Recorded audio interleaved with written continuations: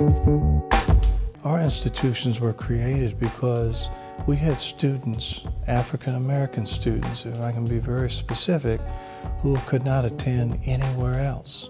If you were in Texas, you could attend Texas Southern University, you could attend Prairie View A&M University, and then a host of private HBCUs in East Texas.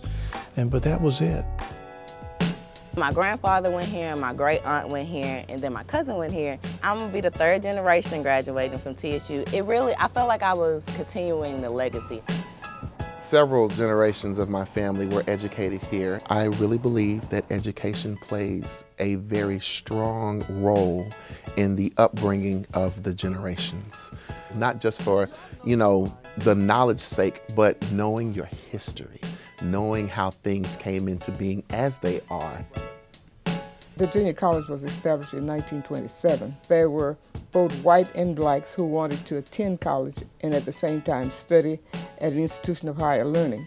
In Houston, the superintendent of HISD went to his Board of Education and made a proposal that both the white junior college and what was then called the colored junior college would be self-sustaining institutions, and that they would use high schools to have classes. By the time we reached 1934, the University of Houston, through their legislators, presented a proposal to the state asking that the University of Houston would become a four-year institution. But it was granted with the condition that the colored junior college would be a branch of the university and that it would become a four-year institution in 2 years.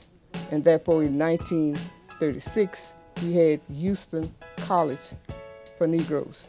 But when the school first started, that was one building. The law school, the graduate school, the college buildings were all in the Fairchild building. So it evolved gradually as more money was given to the university for more buildings. John Biggers started the art program here at the university, started it almost from scratch. His student paint on the wall, those walls are still testimony for today.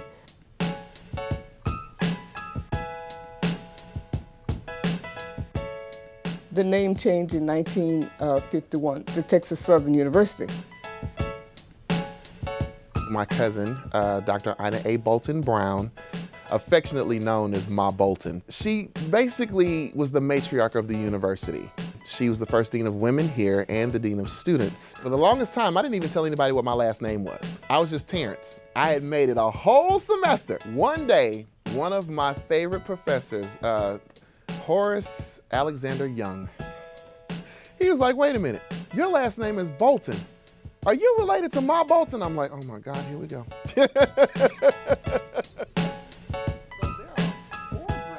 Being able to carry this legacy here at Texas Southern University has been one of the greatest burdens and one of the greatest rewards I have ever experienced in my life, because it was my responsibility to carry that image and to encourage, enhance, and project achievement and greatness.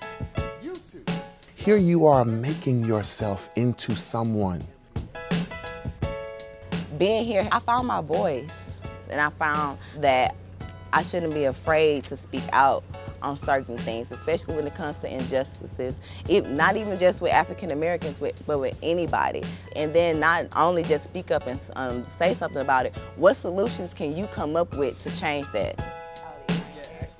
So many of us feel that education, well, it doesn't work. It's not going to work for me, Black community, most important institution. Yeah, education still is the way. It still is a way. It's a way to change your life and your kids' lives and hopefully this country's future.